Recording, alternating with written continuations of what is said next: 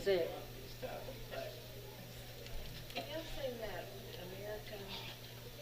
My aunt and uncle went to see it yesterday in Tupelo. They said it was we're very gonna see good. it. Underdog. Yeah, we're gonna go see it together. Oh, wow. But Is that good? I big parents. Oh, I cried. I was such a crybaby. I cried everything. Yeah, you're gonna cry, but it is Hey, so Donna. worth it. I read. Hey, I read some stories. You need to read the stories about Brenda and what all she went Yeah. through before. I mean, And I don't even really know what it's about. it's about Kurt Warner, and he's the American underdog. He came in. See, I can't remember who he played college football for. He was a quarterback, and because he went outside the box. There were some people Yeah. who good box. He wanted to do. Yeah. Once he was out, he made but he wanted to get into professional Green Bay Packers. He didn't even make Hey. Party, He hey. didn't even Hey, make how it to you? the first day. Because, I mean, going in the office, he's like, or, no, I think it was on the side of, come on, go out and try. I didn't think. No, he's fine, he always should, he didn't care. But I mean, Yeah, no, he didn't care, he didn't care.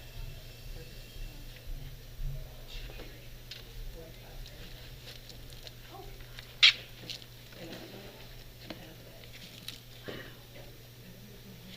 yeah, I could really check. It's like, I call him my invisible man. He's Yeah. like, But now he doesn't need to be skinny, skinny. He's a I big told him, I said, Yeah. but don't need to sit now, I don't think. He's good. Mark it down. I am here early. Believe it? Well, I tell you, that's not starting the new year out right. That's exactly what I said.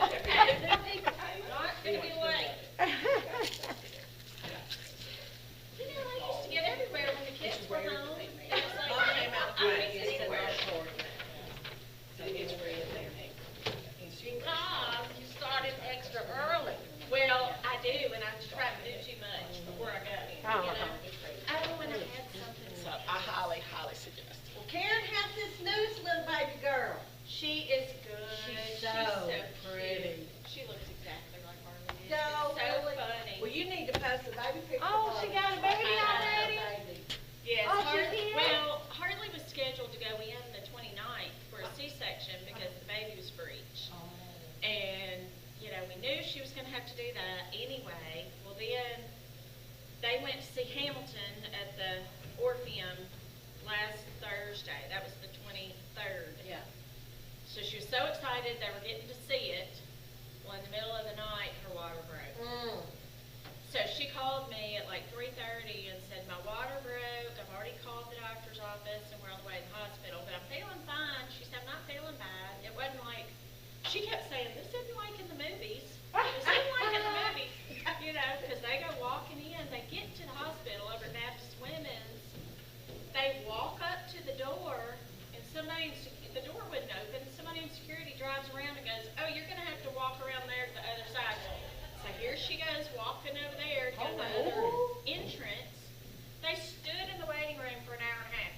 And No. nobody was in there. Nobody was And around. the water Hurley's like, this is weird. We're just standing here. She said, I couldn't sit down or anything because my pants were all wet. Anyway. But I was like, I kind of thought they would have been in a hurry. Yeah. With the baby being breached Yeah. and her water broke and First baby. all that, but she ended up finally having the C-section at like 10 o'clock. And Wow. that was I on mean, the they'd been there 24th? since 4 a.m. But had she started in labor pains and everything? She had been having contractions. She said some of her contractions were 4 minutes long. Woo. So, but So they was were, it the 24th that the baby so was she had born? the baby Christmas Eve. Oh, Yes, and they came home Christmas Day. no. Wow. Can you believe A that? C-section? Oh, my goodness. They came home Christmas Day. I've never heard.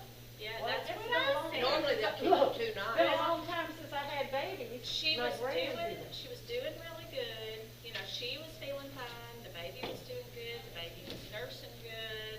Everything. And Harley's In like, one they day? asked, she said, they asked me if I wanted to go home. They said, you can stay if you want to stay. But she said she couldn't rest at all. You know, it was constantly Yeah. coming in, coming in, coming in.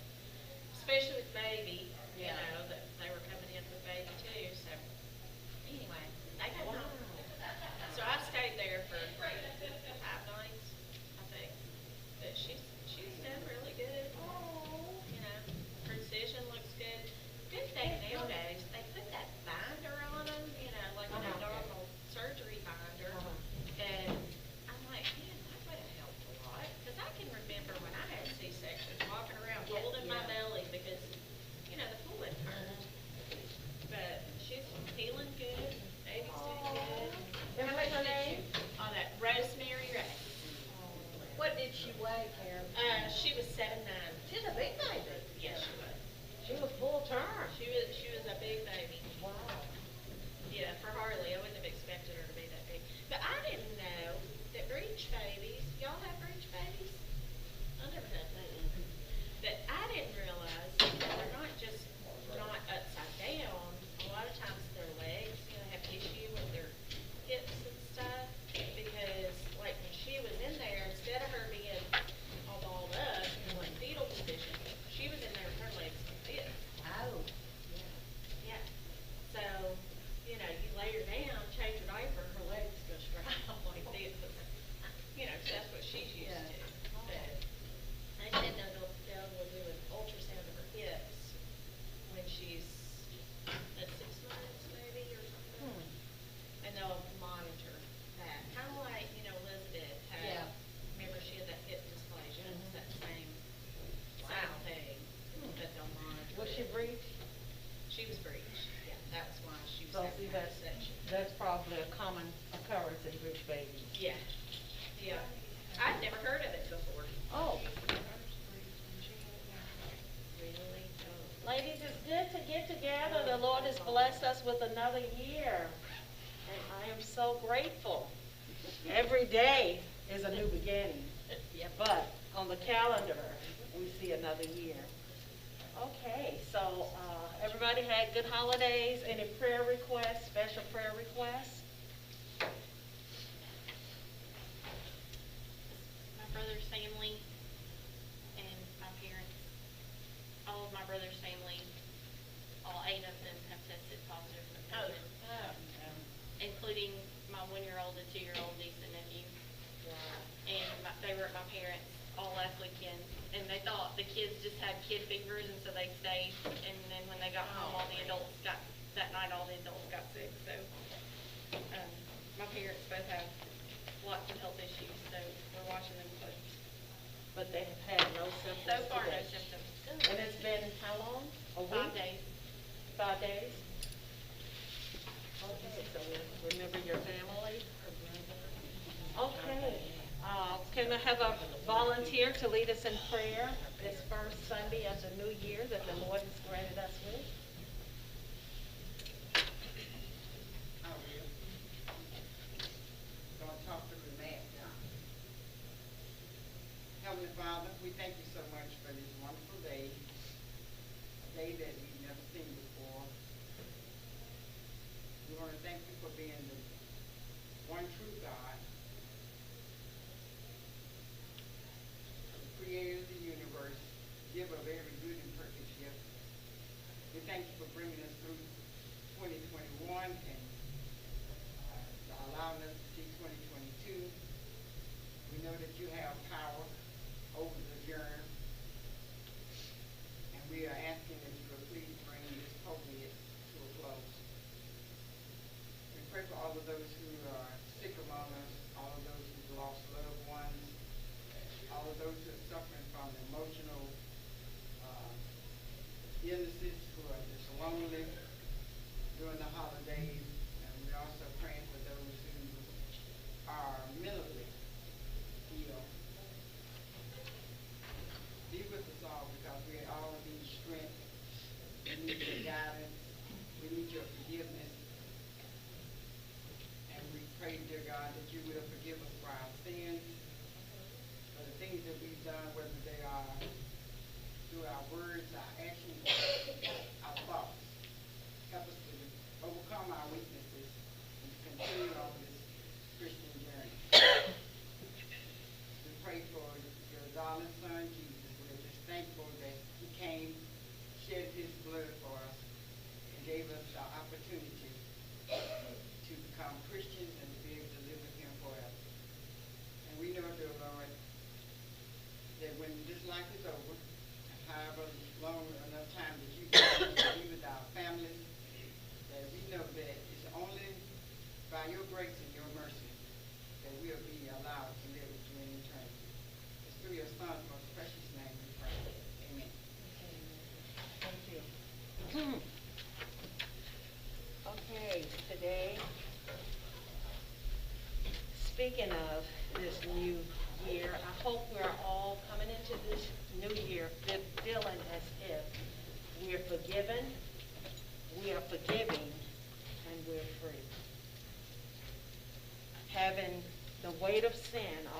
shoulders, that makes us free indeed.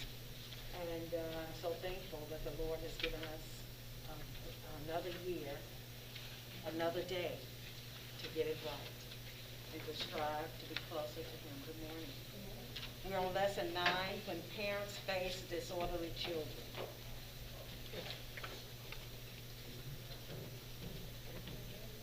When parents face disorderly children. In reading this lesson, it said don't forget about when parents face disorderly children. Did you feel that that was a fitting title for this particular lesson? When parents face disorderly children. As I was reading it, I thought the state of the family in conflict with God's pattern seemed more fitting to me, because it really didn't talk a lot about, disorderly children. But I did look up some disorderly children in the Bible that we will discuss. When parents face disorderly children. Okay. The book starts off on page 113 saying that Noah and his wife raised their family, talking about how corrupt the world was and how people's mind was, thoughts in their hearts and every imagination was evil continuously. But it said Noah and his wife raised their family, yet all signs suggest their children were submissive and obedient. Can anybody think of any sign that we have in the Bible that Noah's children were submissive and obedient? They made it on the ark. Yeah. That's it. I said, that is the only, they had to be, right? Because they would have died in the flood as well. So that's what I thought. So that is true. They made it on the ark. So they had to be obedient to parents as well as submissive to God's will. And that is so true. And in the introduction, it talks about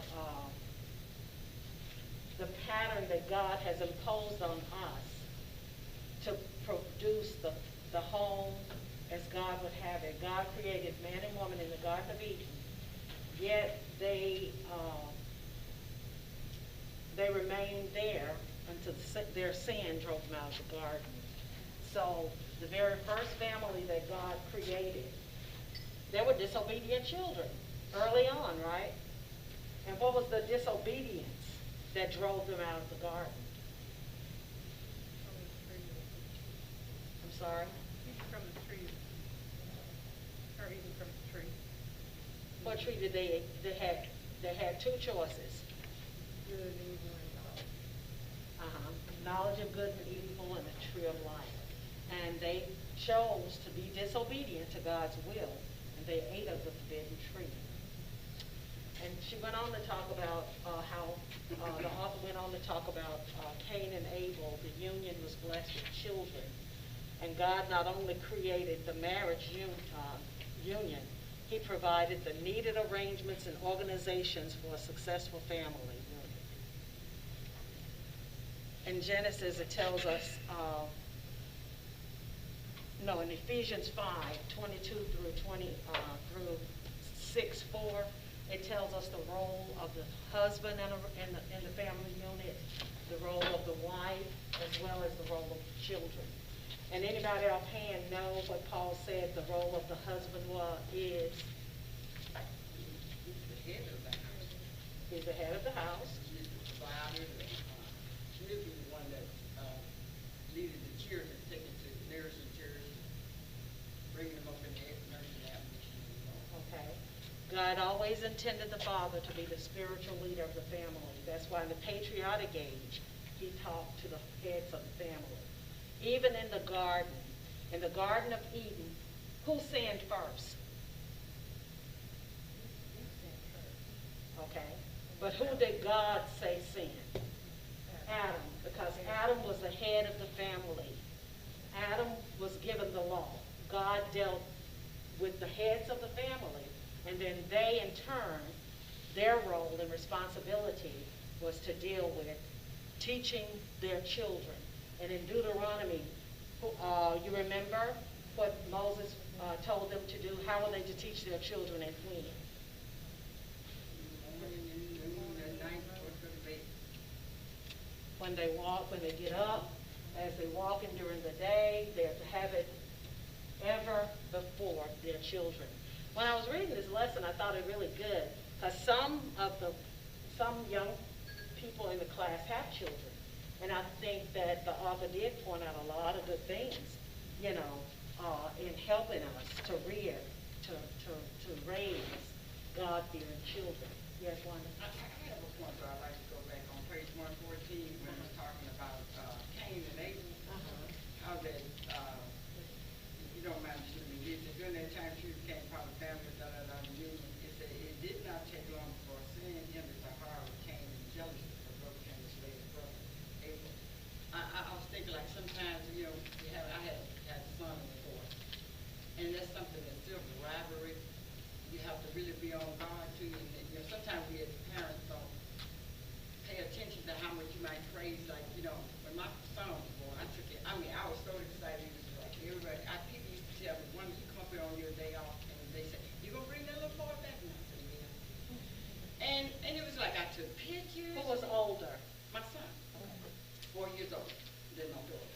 And I just took pictures of him, I took him everywhere. When Ashley came on, I never thought about this, I did. I made little shoes.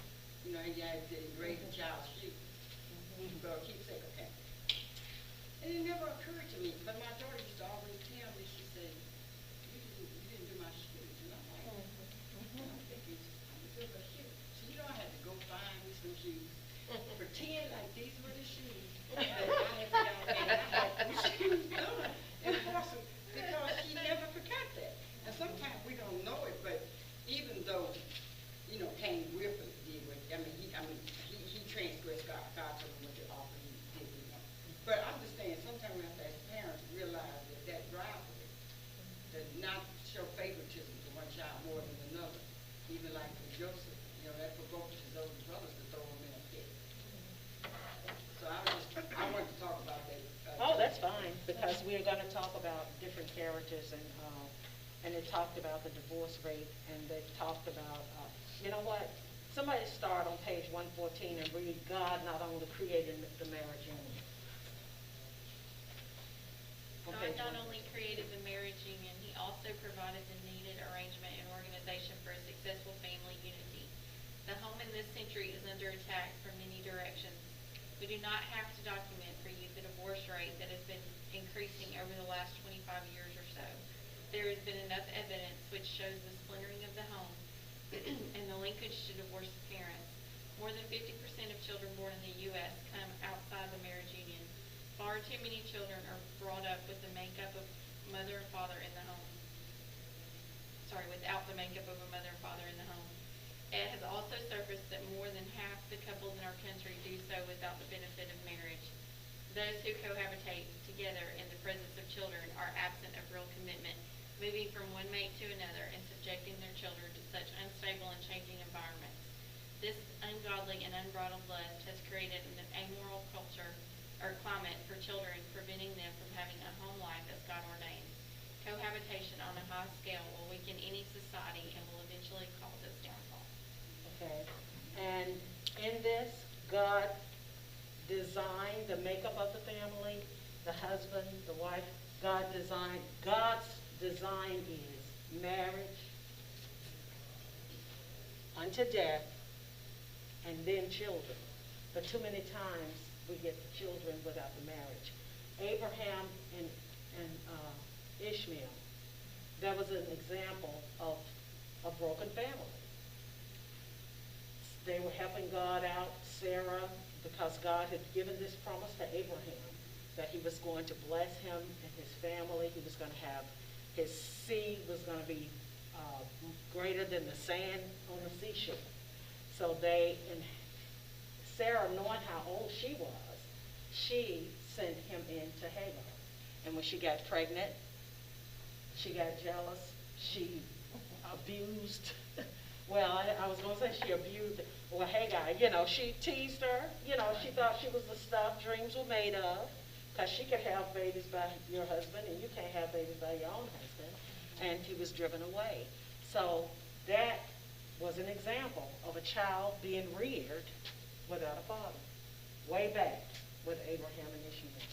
And I'm sorry, go on. I was gonna say, we did a study on the Muslim religion, when we lived in Murfreesboro, and they talked about how the Muslims believe that Ishmael was the promised child, like the lineage, Muhammad came through him.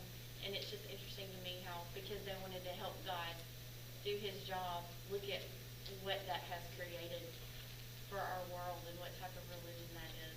Just, I mean, that didn't seem like a big deal to them. We're just helping God along with what he wanted to do, and that was not the plan. That's it.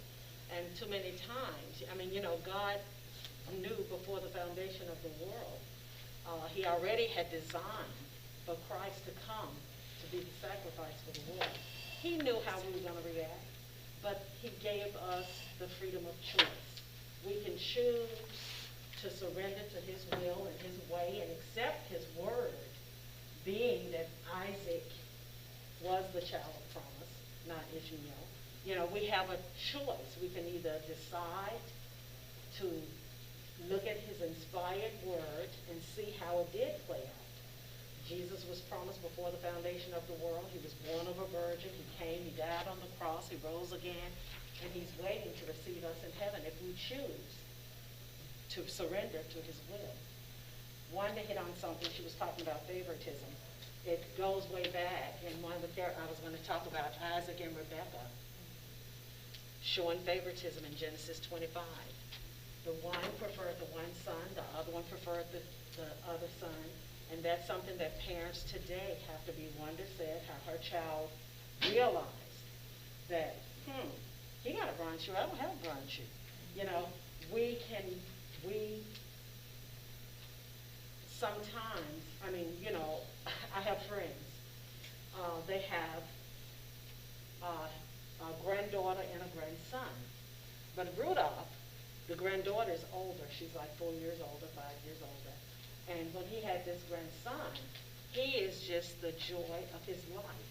He sends pictures everywhere. He take him on vacation with him. He take him fishing. And Marley, the little girl, you know, she's old enough to realize there's something different about their relationship, you know. And she'll say, can she go? And he'll say no. You know, and so his wife and his sisters have to tell him, hey, you don't know what you're doing here. You know, we have an example. Joseph was another example. Born in, when Jacob was older, by the wife that he loved dearly, the wife that he worked so many years to get, ended up with a sister and then had to work 7 more years and just ended up being there. Nevertheless, his favoritism is what drove the brothers to come up with a lie about his death, and they wanted to kill him, but decided to sell him in slavery. But you see, all this is God's divine plan before the creation of the world. Joseph was going to be the one when he told his brothers, you meant it for evil, when they thought he was going to get them, but God intended it for good. God had sent him to save his people. So, you know, that's something that parents, we have to realize. And when you're talking about disobedient children or wayward children, faithful fathers and mothers can have wayward children. You can instill in them, teach them, give them all of the wisdom from God's word, train them up in the way that they should go. Nevertheless, they can choose evil. Eli is a very good example of that. Eli served the Lord, a very, very great man. God used him mightily. Yet, in 1 Samuel chapter 2, verses 22 through 25, we see how his sons fell miserably. They did not walk in the steps of their father. They had women, sexual activity with the women around the temple. They mishandled the sacrifices, but yet they had faithful fathers. So you see, you can have a faithful, you can be faithful and your children fall away. However, if we are unfaithful, the children, 9 times out of 10, they will fall away even faster. And I can remember, anybody ever heard this saying from a parent, do as I say and not as I do? Do you think that's God's philosophy? No. No. And do you think kids adhere to that? I mean, they could be smoking or drinking or whatever, and these kids say, Ma, you shouldn't be smoking. You just don't smoke. You do as I say and not as I do. Our actions speak louder than our words. 9 times out of 10, they're going to do what you tell them not to do. Because if you're doing it, it can't be all bad. You know, because children are innocent, and they're thinking, my mom wouldn't lead me down the path wouldn't go down the path of destruction, so it's got to be the right thing to do. And the same thing with Samuel's son. Samuel was a child prayed for by his mother Hannah. God gave her that child, and she said, give me this child, and I'll give him back to you. I will devote him back to the service of the Lord. And she did. And he did. He lived a faithful life, but his sons took bribes and perverted justice. He walked upright before God. He had disobedient children. He had children that were disorderly. And that was their downfall. Then we had Aaron and his sons. We know Aaron was a priest, and he was highly esteemed before the people and by God. But nevertheless, he had 2 sons, and these sons did not walk after the ways of their father. They offered sacrifices, and they offered strange fire that was not commanded by the Lord. And do you remember what happened to them? That fire consumed them, and they were killed. You know, so it behooves us to do the right thing and encourage our children and be good examples, because their chances of making heaven their home is much greater. But that's how, kind of, you know, I grew with that, do as I say, not as I do. You know, I guess that's kind of humanistically when you want to make sure your child's not doing wrong if you're caught up in some wrong. But then in the book it talks about every person has a responsibility to try to do right, irregardless of your background or where you came from. Because if that was not so, I could still hang on to it. My mother wasn't in the Church of Christ, so like you said, she wouldn't lead me wrong. I got to stay where my mother is. But when the time presented itself for me to make a choice about my soul, I had to look at the facts, you know, look at the Bible and ask God to help me, help guide me, because you can't keep blaming, once you get to the age of account, you can't blame other people for your choices all the days of your life, you know. And each children that come from alcoholic homes or drug homes, sometimes the Lord bless them to come out of those situations. Now, I think you're not going to have struggle, but they make the right decision. So it's kind of scary, when, you know, like you're saying, like the Bible says, you have your best opportunity because you come from a Christian home. Mm-hmm. But if you, where is it where it says that, you know the truth and you reject the truth in your heart, that's on you, that's not on your family. And another character I wanted to just bring up before we get back to the book is David's sons. David and his sons. We know David was a man after God's own heart. David had a son, Amnon. He raped his sister. David scolded him, but there was really no punishment. We as parents cannot overlook the sin of our children. If we don't hold them accountable for their actions, they'll do bigger wrongs. If we allow them an inch, the author pointed out, at 5, if you can't take a toy from a child, when he become an adolescent, you can hang it up. You know, I've never seen, the world is truly growing more wicked, I believe, day by day. Because when I was a child, you never heard of a child raising their hand against their father or their mother. Children killing their mothers and grandmothers and siblings and everybody now, you know. No, but the God piece is missing in the home. If there's no respect, fear of God, parents, and authority, that's why the world is running amok. Because we as parents are failing as parents globally. we have missed the God piece. I remember when parents used to take their children on Sunday mornings, everybody got up in the house and we got ready for church services. I can remember when in the church, when parents with children, teenagers in their homes that they feed, they buy their clothes, they provide for, they will allow them to make decisions. They don't want to come anymore. Well, it's their decision. You know, they're of the age of accountability. You are my dependent. In this house, you, as for me in my house, you may not serve him, but your physical body gonna be there. Okay? So, therefore, for parents to let children, I can remember my children were teenagers, and some of the kids wouldn't come back on, not there on Wednesdays, not there on Sunday night. Well, they knew we were getting ready, and they didn't get up and get dressed. That's when you're saying as a parent, it's okay if you don't go. Right.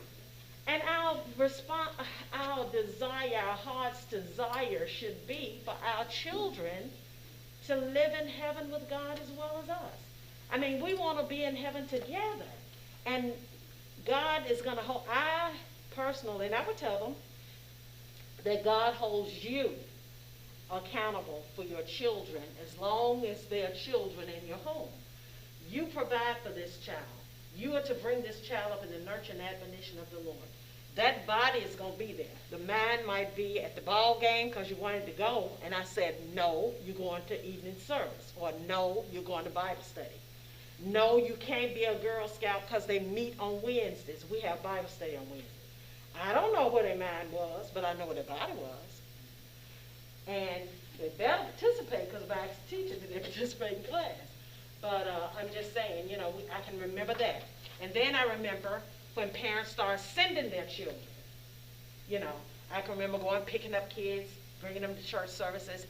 And now they don't go and don't send them. I mean, it's like this gradual falling away. Well, I think, you know, we are born with the nature to want what we want and do what we want to do. Mm-hmm. You know, that's why 2-year-olds yell mine about everything, because it's what they want. And we're the same way as adults, you know, when as growing up and everything, you know, you're taught you can't always do what you want to do. You need to do what you need to do. That's And it. that's what parents are not teaching their kids, and they want you to be accepting of everything. If you don't want to go to church, that's okay. The Lord will love you anyway. You know, that's what they're taught now. And well, they old enough to know better. If they choose to go to hell, They have to be That's taught crazy. how to make the right choice. that's it. Yeah. I said, even with my children, and I know how, you know, I mean, even starting with myself from, you know, being raised in a home with a father together forever. And, you know, like I said, a lot of times, there was 10 of us, and a lot of it, some of it was compulsion, you know. We were just going. And then, but as we got older, we had a dedication to go ourselves. You know, he would always look at us and say, who's going to bring me over to the meeting? You know, at the time we used to have, you know, these fellowship meetings every fourth Sunday or whatever. And you knew you could always depend on my twin now. But, you know, I'm just saying today, it's a totally different thing. What made me think about it is I was standing in Walmart, back towards the tour section. And and this is not, these are not Christians, but it's just there in the state of the world. It was just you would think that it was a wild out just arena going on. And I was a game or something. I get back there, there's 2 children on bicycle going down, you know, down there, and then the store on the bicycle. Okay, no, I guess you have to try the bicycle out when you get bicycle. But come on, we did out the third corner, there was another little boy, he had a baseball, he was like, pow, pow, pow, pow, pow. And I finally found out who the hell it was, because I'm thinking, boy, these kids are tearing this thing up. So I was looking, and the woman was doing like this here. Look, she looking down in her cell phone, like she don't see, hear all of this. And I was at the other end of the store and came down to see what was the noise. Okay.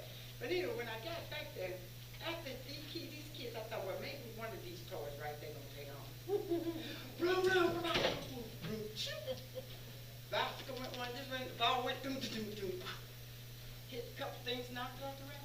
And the woman just looked at me, and I thought, come on, you're teaching that child right there to have something, to be straight. See, I get, well, maybe they couldn't, even if you couldn't afford it. When you say, put that back where you got it from, you know what our parents tell us when we got out the car? Don't touch Don't nothing. touch. No, I mean, that was the rule when she turned and said, and I mean, you better not touch nothing. Don't forget. And I'm don't ask for telling you, nothing. yeah, I'm telling you, she Don't said, ask you for look nothing, with don't your touch. eyes. And to this day, when my grandson's hand go out, I have to tell him, don't touch it. You know, because in my mind, it's like, you know, somebody might think you're stealing this thing, and he'll be turning it all around, saying, are you gonna pay for that? And he'll put it back up. But the thing is, kids are taught to not respect. And if they're not taught to respect authority, period, I'm talking about, it don't make no difference if they run into the police later on, and you get shot, or whatever. That concept of, you know, of understanding where you should be and what you should and shouldn't have been doing is sometimes the fault of the parent. The parent teaches them that. Well, in my opinion, it's always the fault of the parent when it's a child. Because God made us, I used to tell, you know, when I would see my nieces and nephews, you know, and it's like my younger sister going to, you know, going to war with the child over or something. I would say, God made you bigger than her for a reason. You supposed to be able to handle her. And you can. And I'm not saying you have to beat them, but you have to start from the cradle. Train up a child in the way that they should go, and when they're older, they won't depart. You don't, we used to have a preacher, Brother Roach, he's dead today, but he used to say, when it's a sap, you can bend it. But you let it become a tree, it'll break before it bends. You're going to have to chop it down. But that sap, you can kind of mold it and make it stand upright and put some support under it. But you let it get out of hand, and it's almost a lost cause. And the tragedy is, if the parent does not discipline these children, they're going to end up in the facilities, the correctional facilities, because their behavior is not appropriate. And they have no respect for anything or others. I mean, so many carjackings and people being killed carjacking. People want to take, they don't want to earn. They covet what you have and they want yours. And that's just not the way God intended it to be. But let's talk about the responsibilities of the parent. Somebody read 117.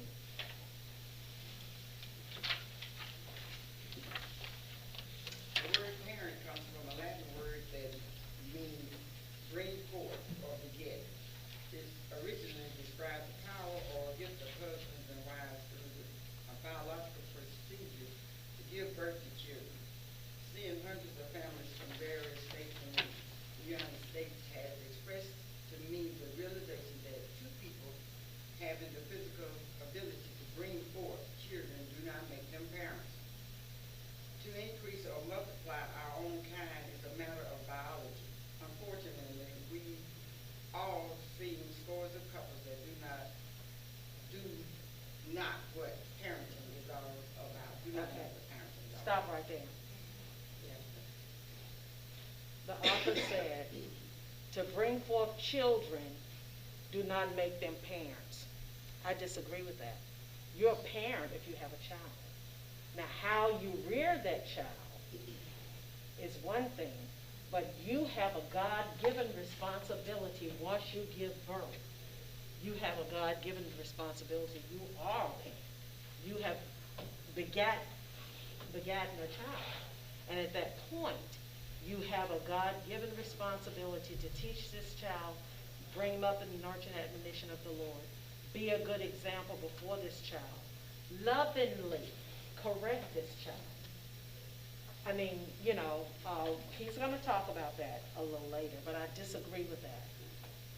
Biology does make children, but once you give birth, you are a parent, and inherent responsibilities come with that. That's why it should not be lightly, taken about, come about. And I know abortions are probably at the peak of height in our country today. People use it as birth control. God never intended that to be. If you are going to get pregnant you have a God-given responsibility to give birth to that child. We have many scriptures where he talks about he knew us in the womb, and he knew the plans that he had for you upon conception. So you are a parent, and you have a human being in your body once conception has occurred. So you are a parent. Now, if you abuse that privilege, and we're told that children are a heritage from the Lord, you know, it's a blessing from God to allow you to have this child. And so with it comes responsibility. Okay. He said, David wrote the following: Lo, children are the heritage of the Lord, and the fruit of the womb is his reward. As arrows are in the hand of a mighty man, so are children of the youth. That's Psalm 127, 3-5. What has happened with parents today? Ann Landers, the famous columnist, reported that 70% of her readers said that they would not have children if they could live their lives over. This is an alarming number, and she stirred us all to ponder the cause of such anxiety that now exists in our nation. It is this humble writer's opinion that a generation of parents have subscribed to the psychology of Dr. Benjamin Spock.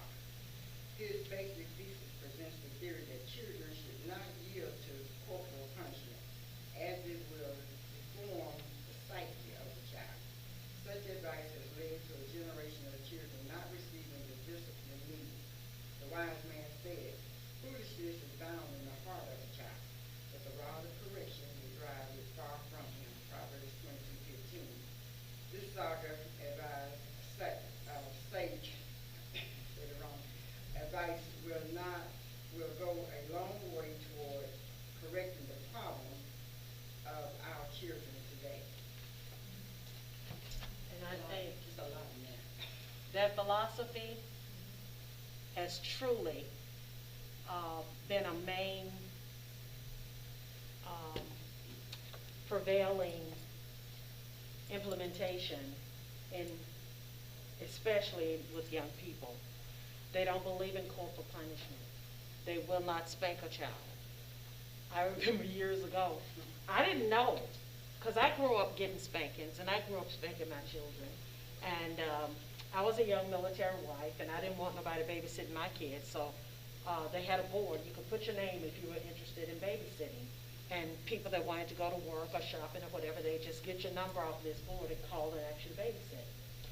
I babysit these two kids, and they were out of control. I had never seen them jumping on the couch. They doing all kind of zooming and going between my legs, and I mean, they were bad.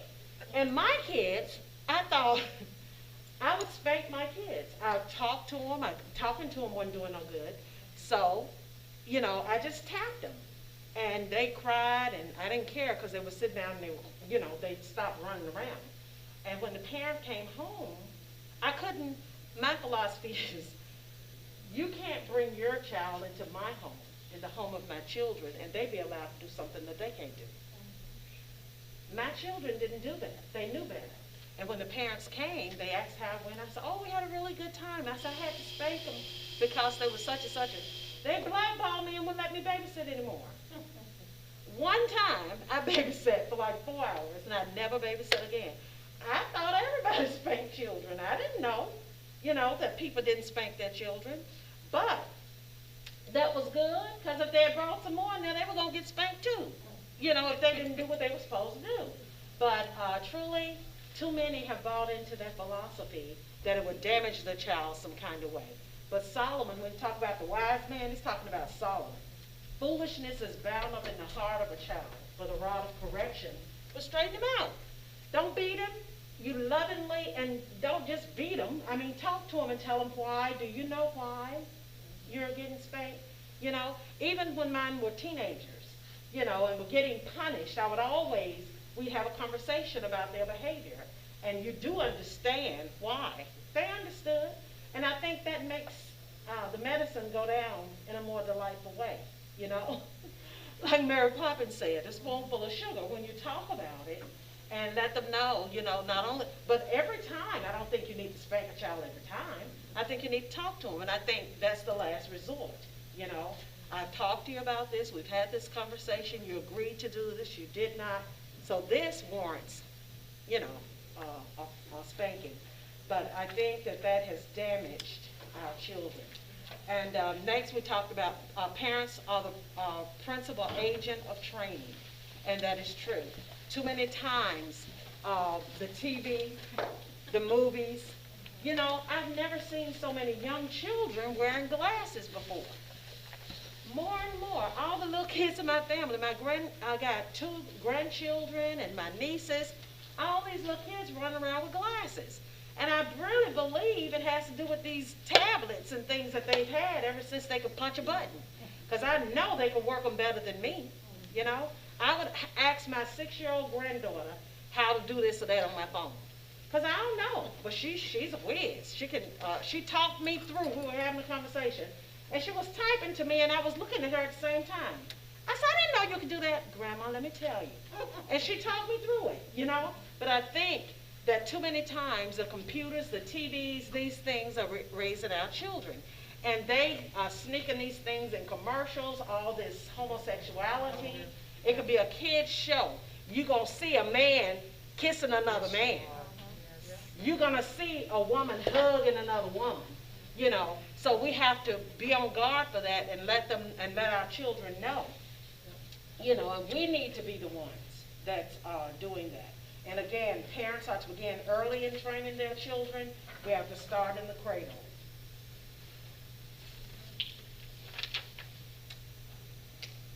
Parents are to love their children with a fervent heart. And you know, God chastens those he loves. We chastise our children and discipline our children because we love them. And we know that if they do not follow the rules and obey the laws, the police officers don't love your child. We see more and more they being shot by police officers. Obey the law, you know. Teach them to respect authority. Teach them to accept wrong. You know, I get pulled over. If I would get pulled over, and I try not to go a mile over because I'm scared to get pulled over. These crazy people shooting people for, you know, if I go to get my license, I might get shot. So I try to obey the law. But if I do get pulled over, I promise you, I know how to say yes, sir, no, sir. As a matter of fact, I got a ticket in Augusta. I'd had surgery, very painful procedure that day. They had called my prescription into the pharmacy. I parked in the fire lane because I couldn't walk. I had had a cystoscope. And I was in so much pain, I couldn't walk from the parking lot. So I parked in the fire lane and right in front of the store, ran in and got my prescription. I came out, I was being written a ticket. I said, sir, I know I was wrong. I know I was wrong. I said, but please, don't give me a ticket. I had this pain. I see, this is my pain medicine. I just had a really painful procedure, and I wasn't there long, and blah, blah, blah. And he just wrote me the ticket anyway. Okay, a couple of days later, I went to the police department, and I asked to speak to Chief.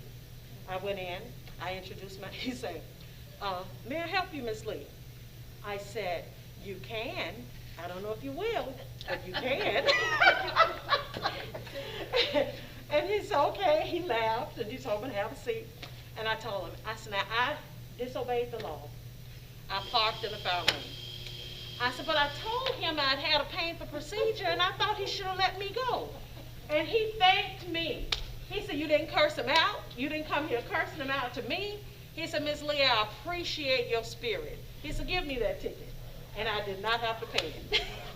So you see, you have to be, you just have to have the right spirit, even when you do wrong, and sometimes you get away, you know? All right, ladies. You all I have have a good cards too, if anybody wants any. You got what?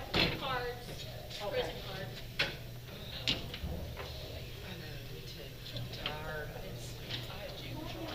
Oh, night. You still, well, in the, well, in the week, the night from public houses, and everybody's asleep. And I just couldn't sleep after that. And I just, We had a giant elm tree in the back of our yard. You had what? giant elm tree, you know what elm tree is? Oh, gee, like a flag. So, and all of us had one tied up in the corner, planted up in the corner with our name on it. The switches?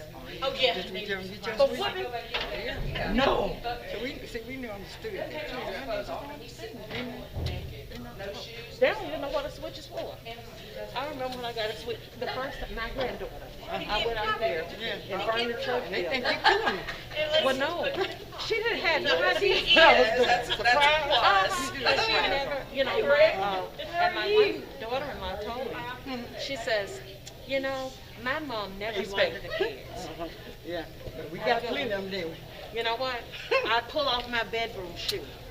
And my grandson, we could be having a conversation, I just pull off my bedroom shoe and he'd straighten up. And she told me, because I would use it. And she told me, you know, my mom never spanked them. I said, really? Yeah. I said, okay. Oh, I had one time, my daughter had her friend over, and I reached up and said, pow, and hit, because I was keeping somebody else, pow, like you said. She says, tell your mother, this is what she told my daughter, that if she hits him again, she was going to call the police. I said, excuse me. Who said that? The child? That's what the little girl told my daughter. She over here visiting, and she was mad at me because I said, excuse me. I said, you can't come back over here. I know.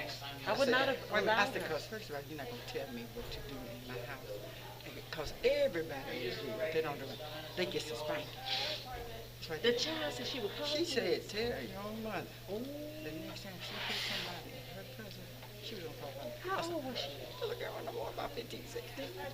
That was the time they were little. And I'm saying, well, your parents must have hit you because she was going